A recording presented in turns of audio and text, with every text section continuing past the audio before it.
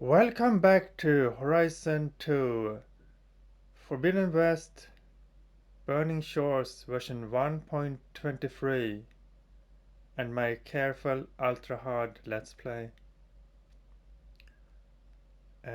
Last time I talked about how a traditional engineer would design a system for picking up the energy of a sound. You can look at that in, for example, solar cells and how you would distribute those cells. An example of that would be the Tenak desert main town, Scalding Spears. You have a concentric circles of mirrors that reflect the sunlight to a central pillar that converts that sunlight into heat, and using the traditional method for energy turbines, I guess that's it, to produce energy. But here you see the nature's way to do it, and that's using layers of layers of layers. And from a human standpoint, that might seem to be inefficient, but it has a resilience in the simplicity that it doesn't actually need this that type of efficient.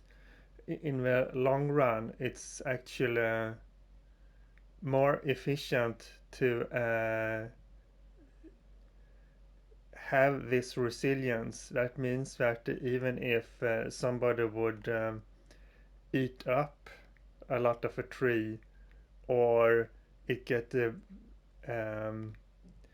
a fire would burn down a lot of it, or it would be branches would be cut off, you have a lot of redundancy, so that it still would work. And that's how you can look at the machines in these games, like the grazers and all the others. Your blade be bright. So that's the approach to terraforming the planet and to reintroduce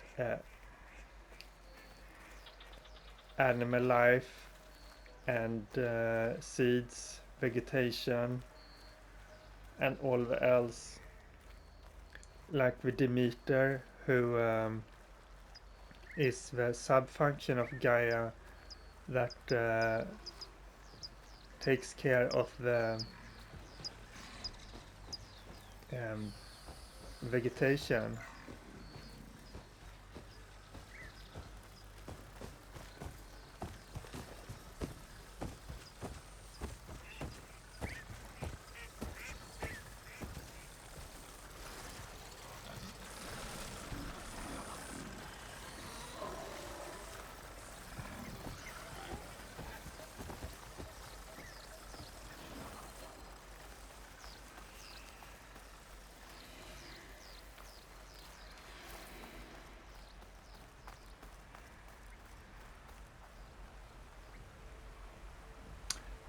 It's takes a lot of energy of running uphill, so I'm just going to walk here.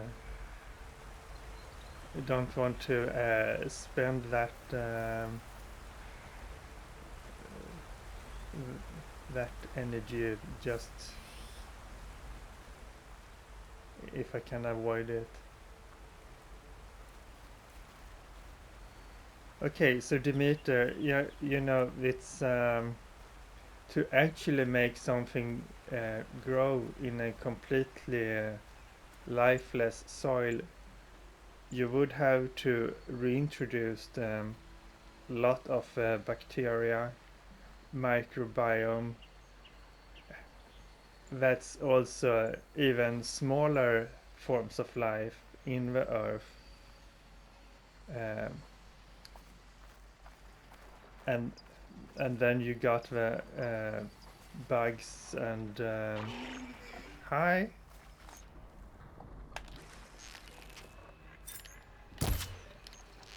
It's a bit hard to actually get these. I should be able to trip you. Oh, that was too late.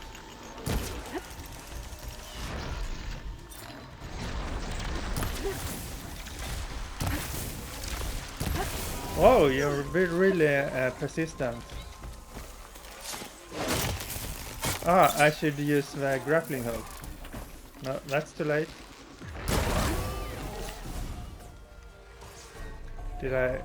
I got a little bit hurt. I'm sorry, Aloy. I don't want to give you pain.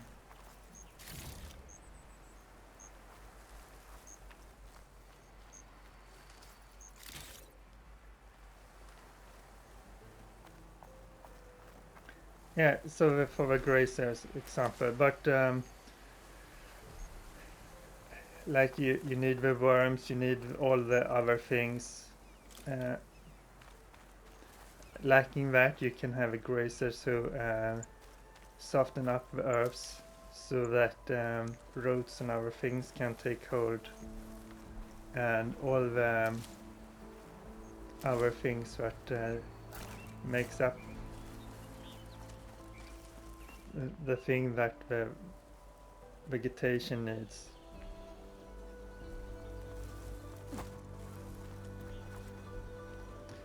So you can see that a lot of machines uses different types of liquids, and specifically the green canisters. It's green in the blaze canisters in Zero Dawn is green. They changed the color to yellow in Forbidden West. Those are pretty similar anyway, but in that how the color looks would change a bit depending on the coloring surrounding light. But either way, it's a bit similar to algae biofuel. Like if you produce oil using algae, that would be the algae would give it a green tint, and then if you distill it to biofuel without filtering it, it would be a brownish yellowish color.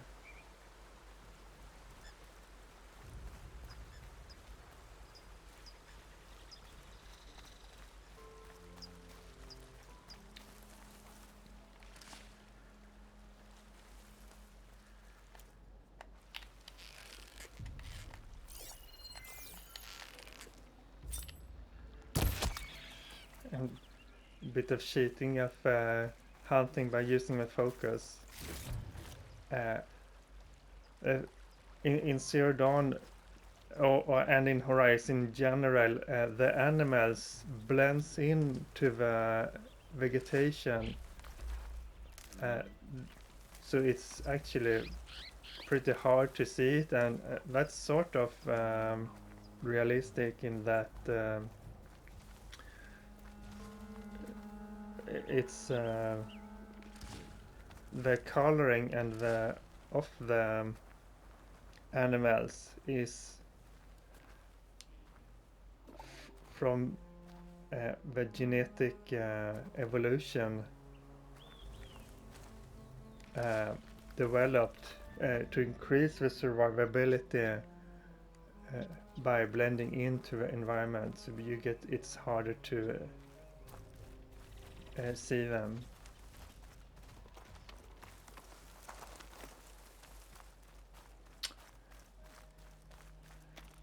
So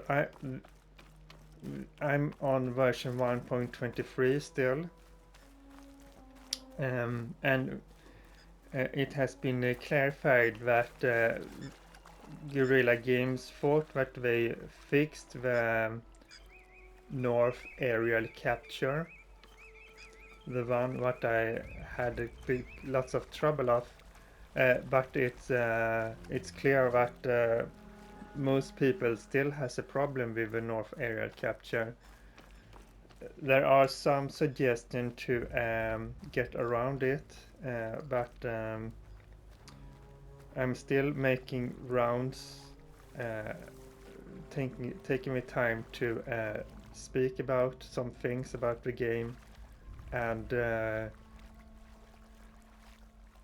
going to take a look at the Tilla's base and Alva, that I think should have something probably from Burning Shores. Yeah, so I'm still waiting also on 1.24. I'm hearing something. Ah, this is a Thunderjaw. Probably, yeah. A thundering Thunderjaw walking around.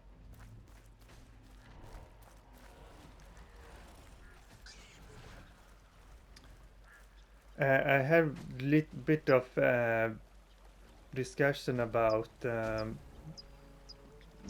when this machine was produced. So even if Gaia was in control, was it Gaia who produced the Thunderjaw?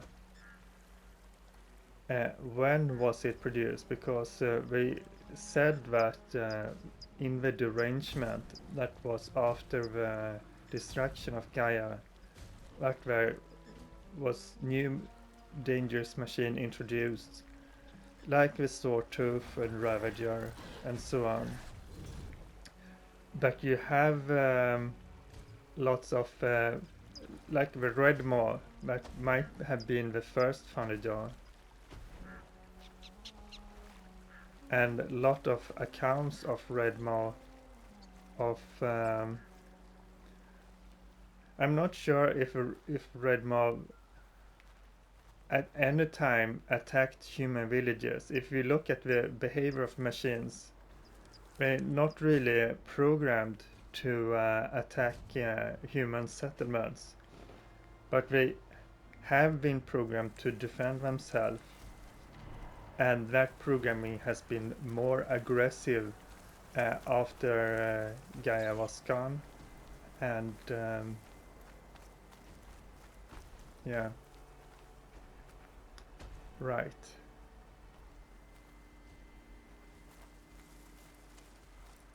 Let's go towards the light then.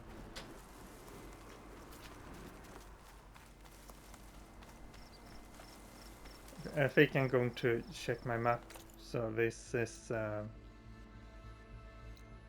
let's see here. Yeah, I'm on my way to this is Shearside Climb. Okay, I should go to the left. I want to since I got some time before the next patch that would hopefully fix all the things, I think that I might have time to take a tour to maybe Stonecrest, but especially to the Bulwark.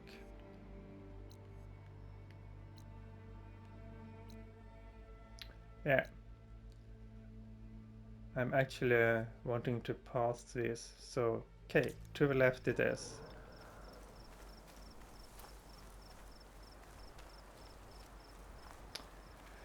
So where was I? Talking about oh,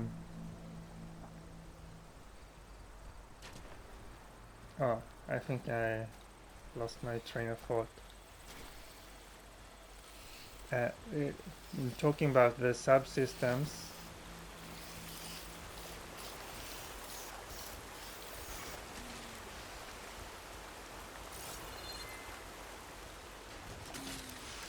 Yeah, of course. A bit about. This will be in my stash when I need it. I said something about the hunting. That it's you have the animals is hard to see without using the focus.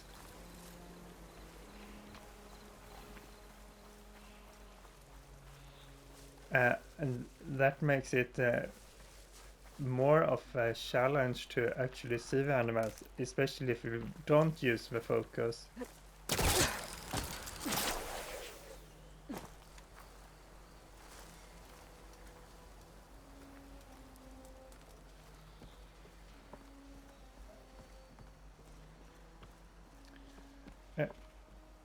So that's a thing that you can do. I really love how the basic concept of a game is that you start out the game in the Nora tribe, and those are very traditional hunter-gatherers. That is, they don't grow their own crops, uh, and they get the food by hunting animals and they gathering herbs and resources. So they don't hold livestock and they don't grow crops.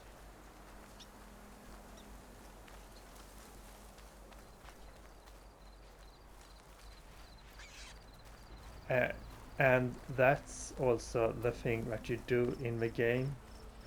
You spend a lot of time hunting both machines and animals, and you're gathering uh, both herbs, but also things that you can find in the environment.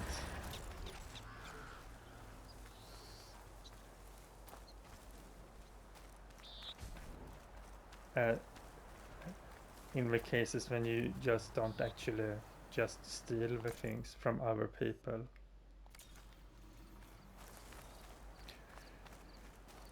Right. A bit. I don't think you can see me from this range. Not with my sneaky clothes on.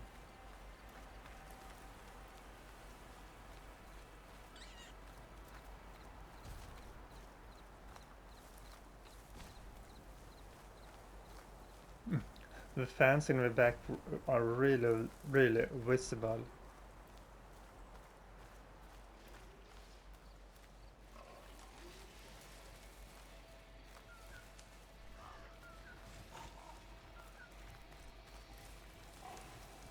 That machine looks like it could fit through boulders, trees, me.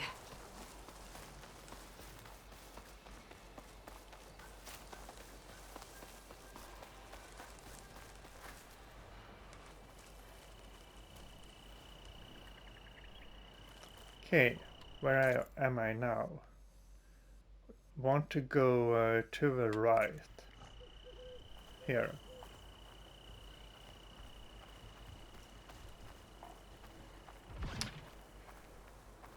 Alright. Yeah, so that it's another wonderful part of the game is that the things that you do in the game match and are explained in the game world, like you hunting, you gathering, and the HUD, in the case you need it, can be explained by the augmented reality of your focus device.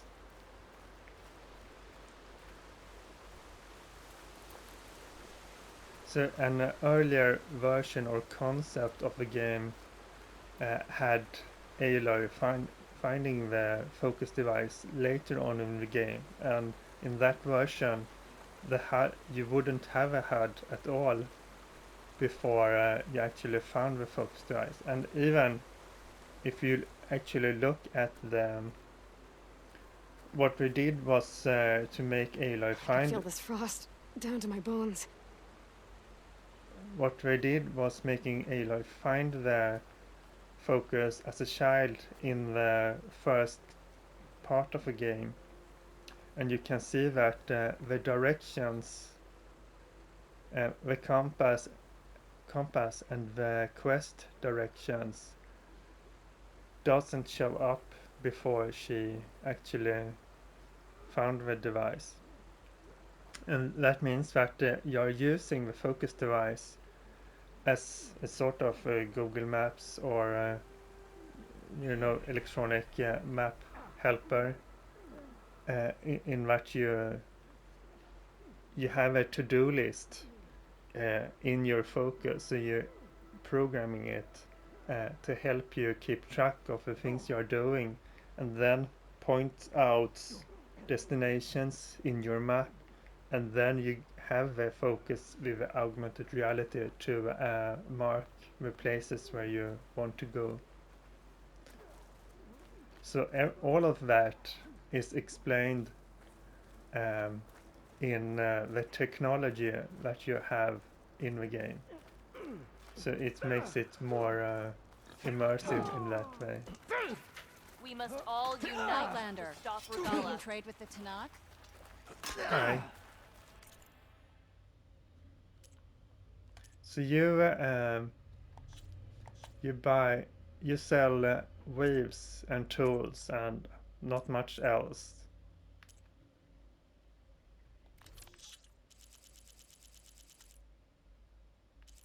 Right?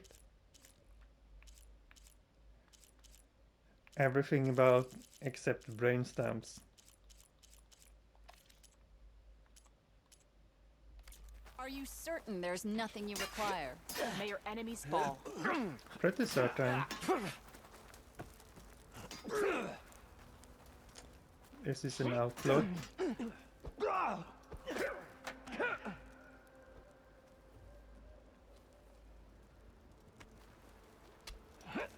What do you have there? Is it a stone axe?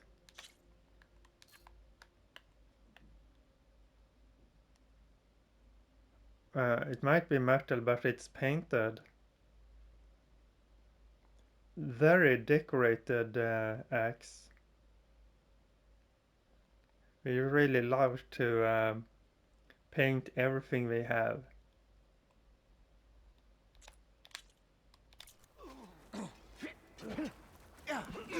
A good soldier prepares for the war. Your honor inspires us. So where am I going now? I want to go here. Could go over the top or around.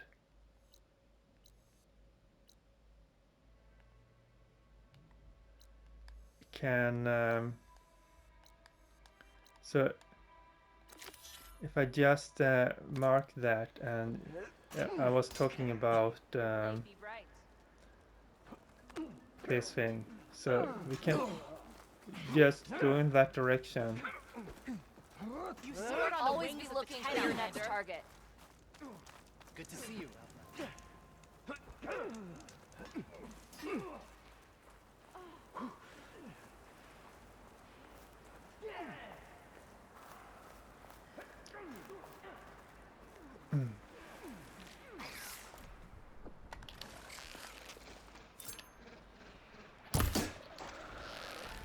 That.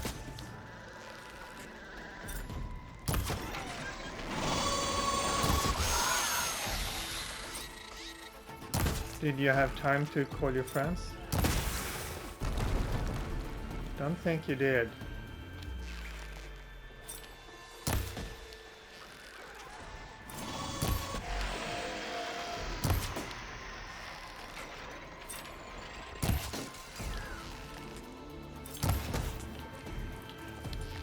Oh, you're not.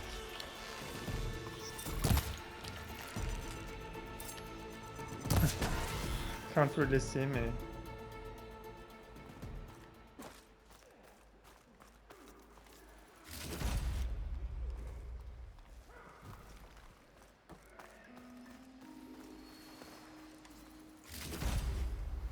Who's that? Right.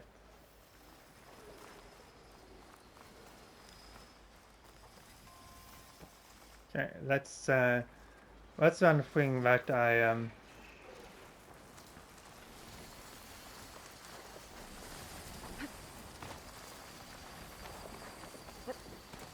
come on, just get up here. Some time for some mountain walk.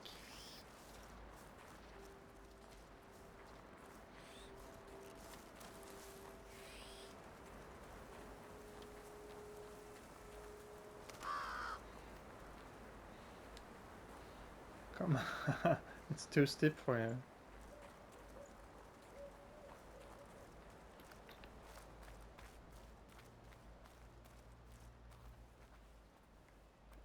Not easy to see anything is in this weather and lighting.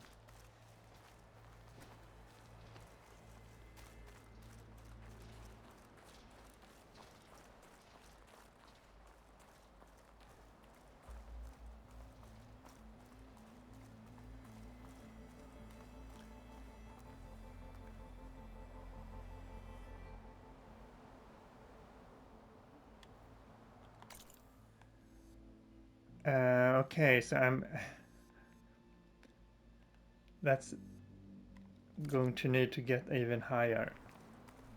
It's this mountain range I want to get to.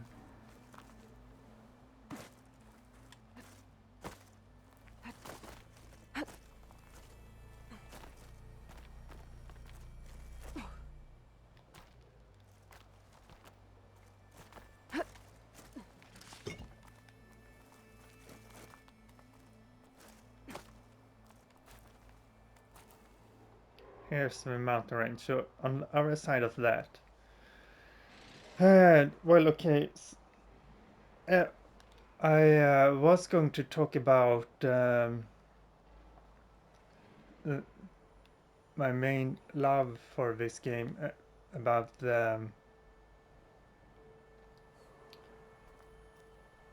ecology and the technology.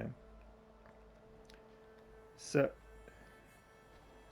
I really love positive alternatives for the future, and how you come together to make the world a better place.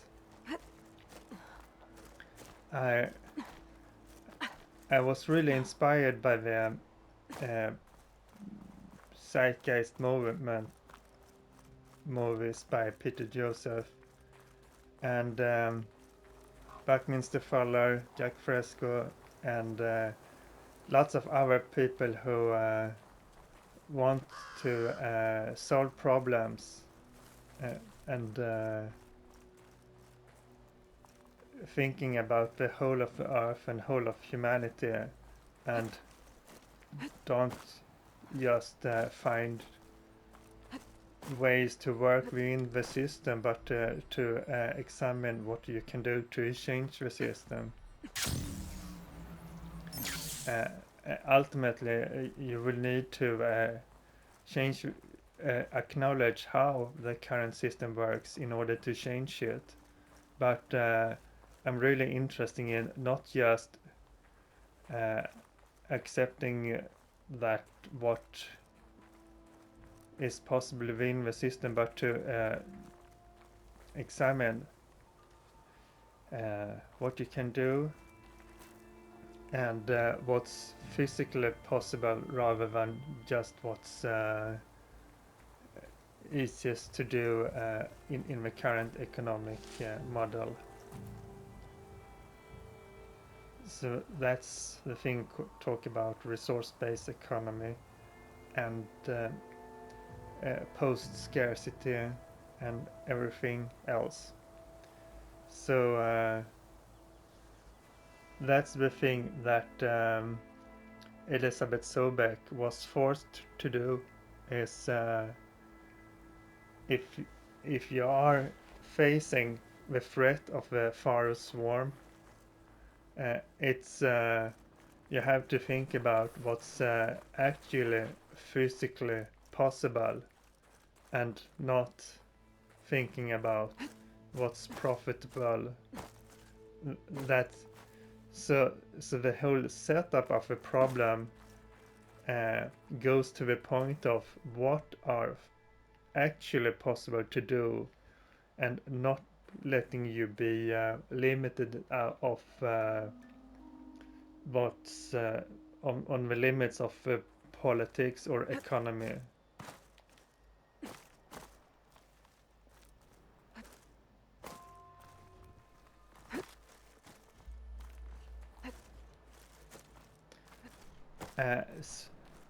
So the whole the actual presentation of the Zero Dawn project. Oh, there's a data point here. Okay, let's read it then. Captain Suri C.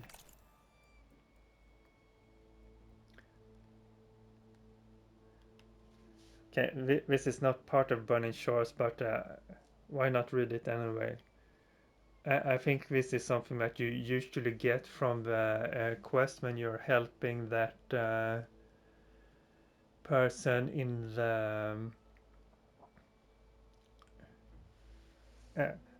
the quest with Frostclaw, where you're going to the top of a mountain to collect the flower, and helping a person who's been bullied to actually be accepted as a warrior. So that was fun. Almost got blasted into high hell while Hudgens limped around in the open trying to get a signal. Good things Mayovi was listening. Command sent in the jets. Drew never stood a chance. So now we know the feds are happy to kill the lot of us to get their hands on our land. Well, not today, suckers. Hudgens' leg is a mess, but Eveg should be here soon. He'll make it. Guess I'm out $1,000. Money well spent. Still hate Wayfarers for. This is one of the squadrons from the Tinak, that museum that talked about the wars that followed the global warming. So it's not the swarm wars, I think. I not memorized this, but after the concept of the Zero Dawn and Forbidden West is that you got a lot of environmental problems. So in this world, the humans could not make the necessary changes to avoid problems, meaning that the economic systems was more powerful than ecological thinking about holistically taking care of the world.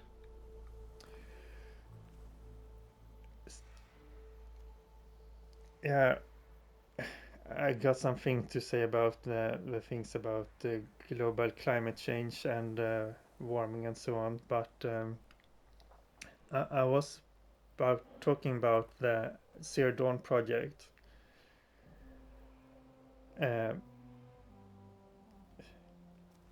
So that presentation of the project with Gaia was something that I loved, because it was so wanting to come together to save the Earth and use technology in a positive way to preserve and rebuild the ecology and the environment. And it's of course done in an extreme circumstance. So it's and I of course hope that you can use technology in a positive way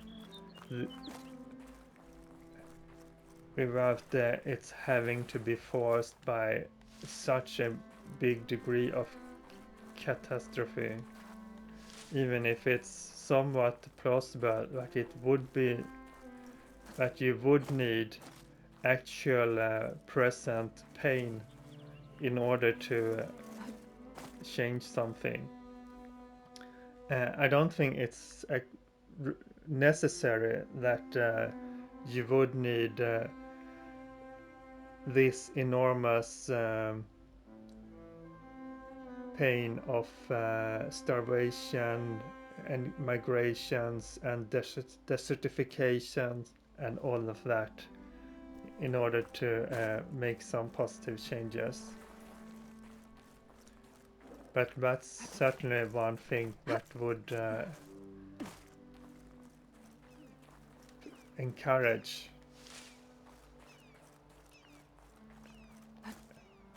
that. Yeah, so the thing about the so I'm sorry that I'm making pauses all the time.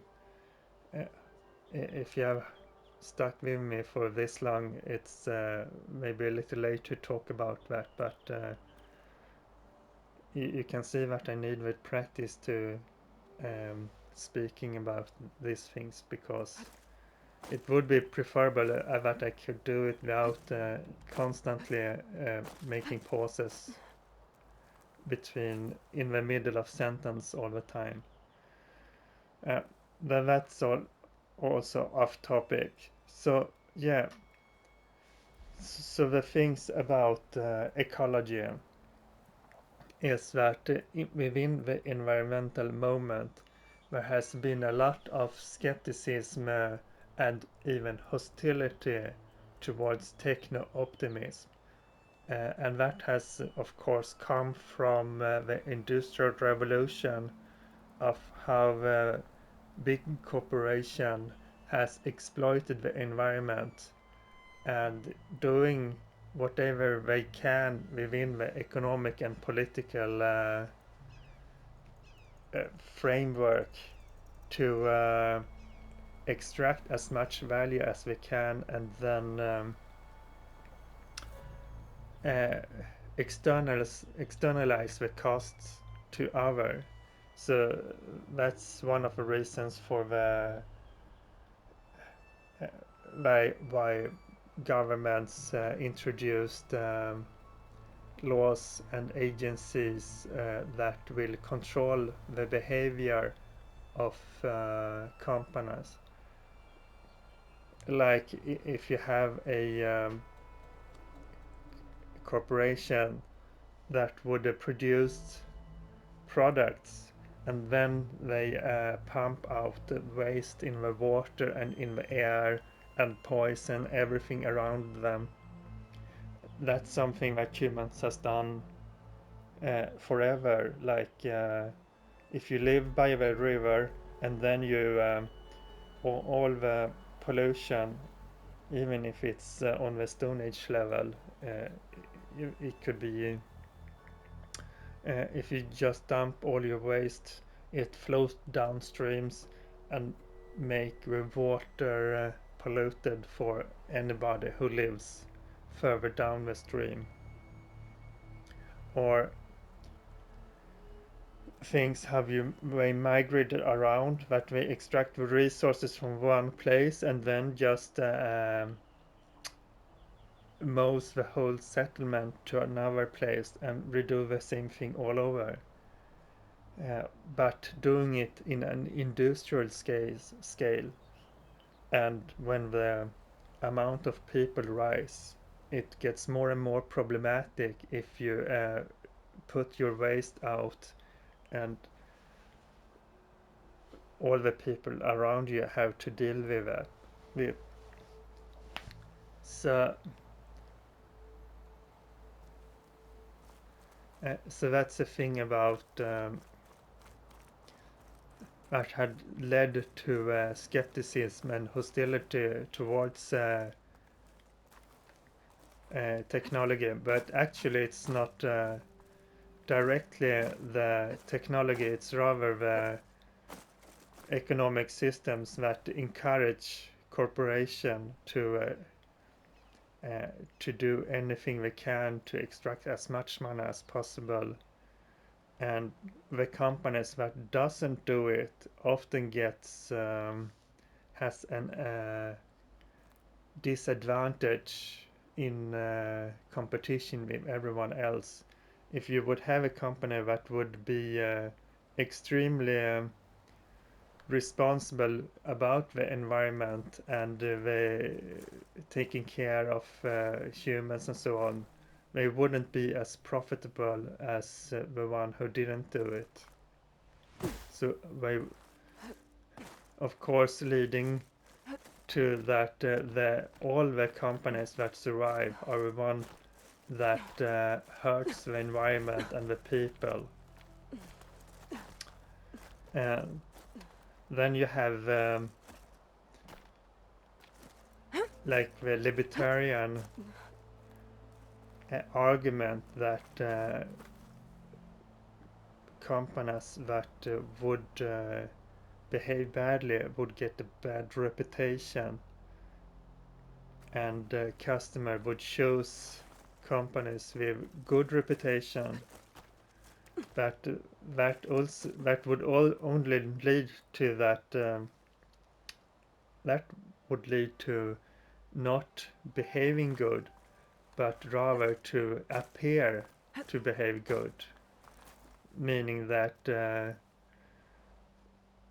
secrecy or optics, that's the realm of marketing and public relation, that it's more important of the image you have. The image gets more important than the actual things you do. It's not important of how good you do, but rather how good you appear to do. And that's another result of the economic system. Okay, so we got something here. I'm a bit up in the air now. I need to go northwards to get to the Bulwark.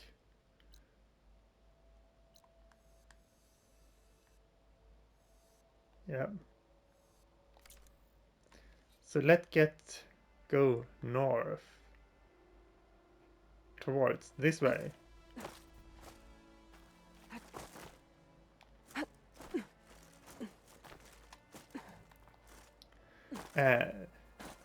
So there is a lot of criticism about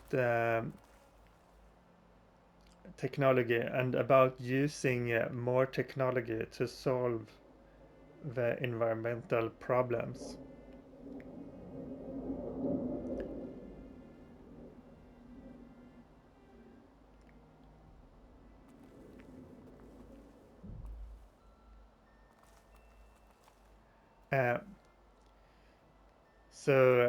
But that's sort of mixing up technology in itself and with economic pressure that forces corporation to use that technology in a way that might not, probably often not be the best for the ecology and the environment and the culture and human well-being.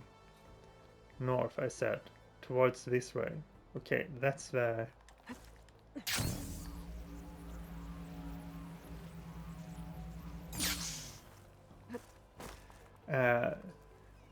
but since the economic system has been so prevailing in our world, it's a hard time to separate the two.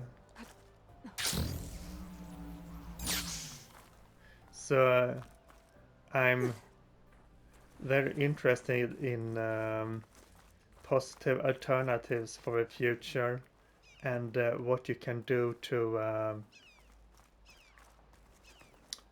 um, and also what you have science and technology and our inventions and progress for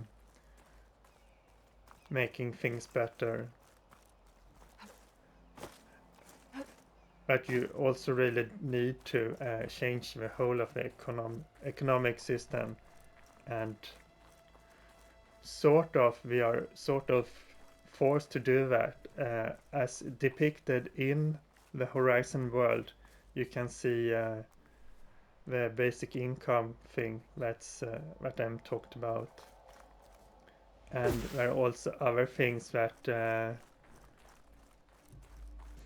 even if you don't have a political and economic change in the system, some of those things will still happen, as in for example, Jeremy Rifkin talk about zero marginal cost. You have a lot of things that has been much more accessible, like music and videos and movies. If you think about how easily you can get entertainment and music, as compare that for how it was 1,000 years ago, or 100 years ago, or even just 10 years ago, there's been a big change.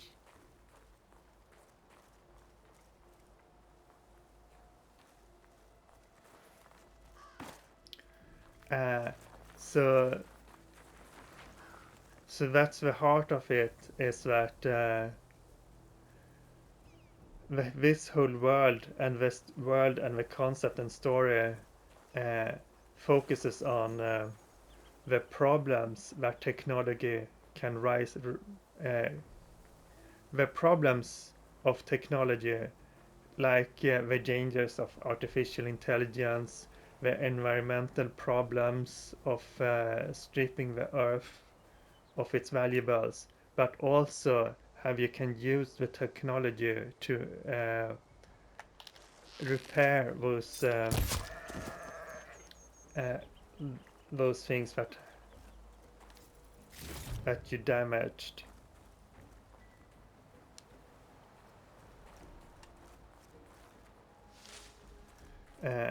So that it's about the harmony of how to use technology in harmony with ecology and humanity. And that's the thing that I love about Horizon, and that's the difference between this game and so many other games, that I think that there is an heart of a kindness and beauty in actually caring about the world, that you can find in the message from the beginning to the end, like the message that Rost gave to Aloy in the start about the world, the tribe needing you. It's not what they will give you, but what you can give to them, and doing good in the world. And that's also the words of the mother of Elizabeth Sobeck. And that's the thing that formed Elizabeth in working to produce robotics uh, for helping the environment, and later to create Miriam technologies.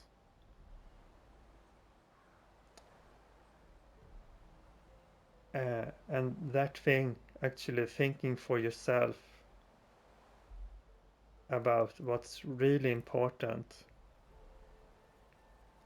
There's a lot of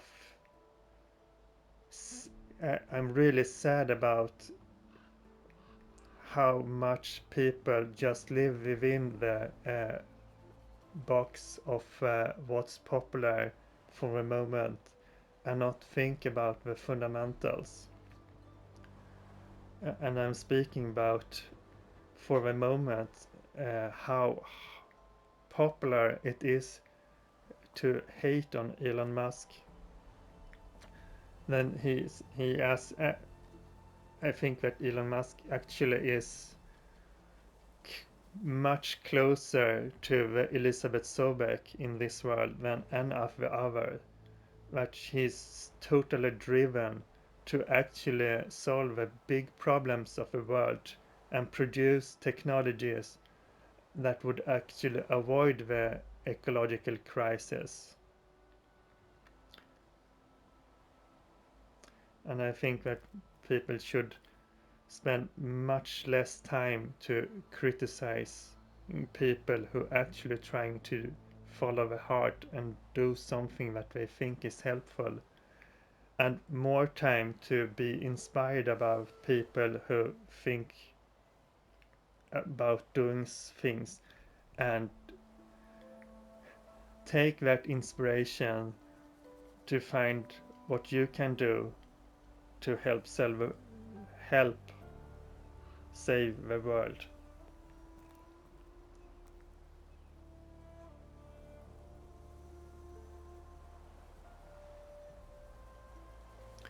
North.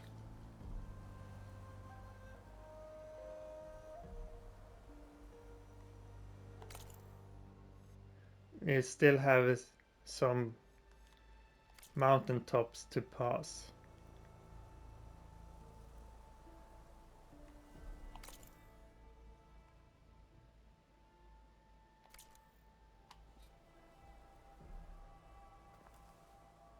Okay.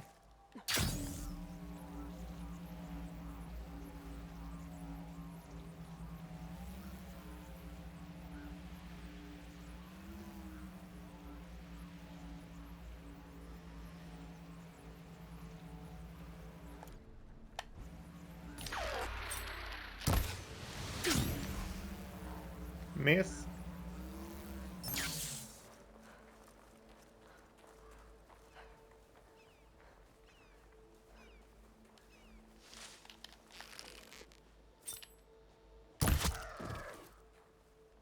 You're going to slide down? I'm fast.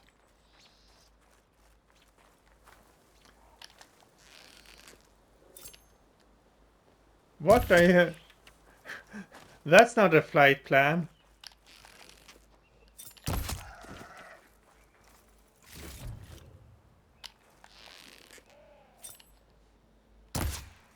Miss.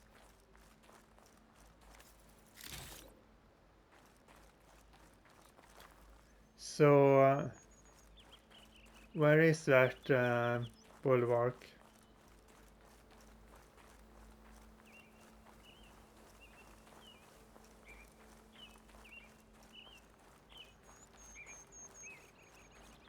I like the soundscape of this game.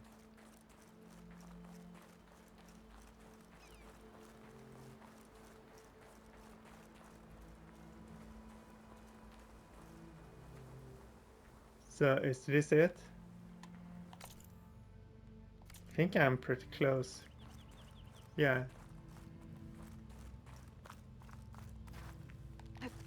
Calling gently. This might be the actual leader.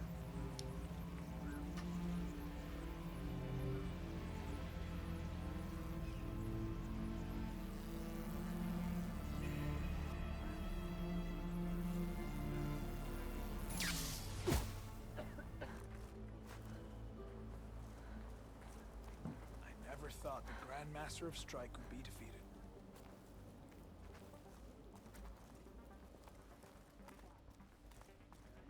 May your blade be bright.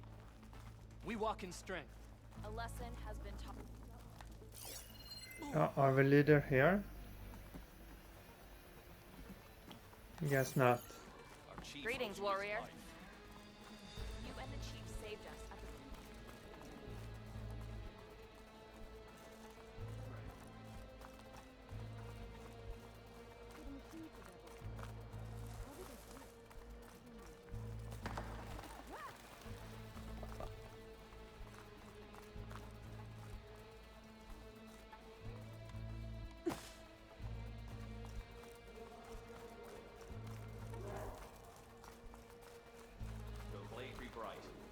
I got a couple of people I wanted to talk to here, but I have no time for that now, so I'm going to the campfire to It's obvious.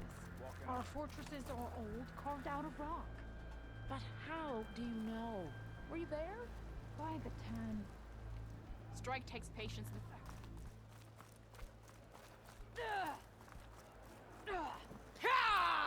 so I'm just going to take a rest here by the campfire The Outlander has shown us. if I found it. May your enemies My strength is fall. yours. That's fair real dating.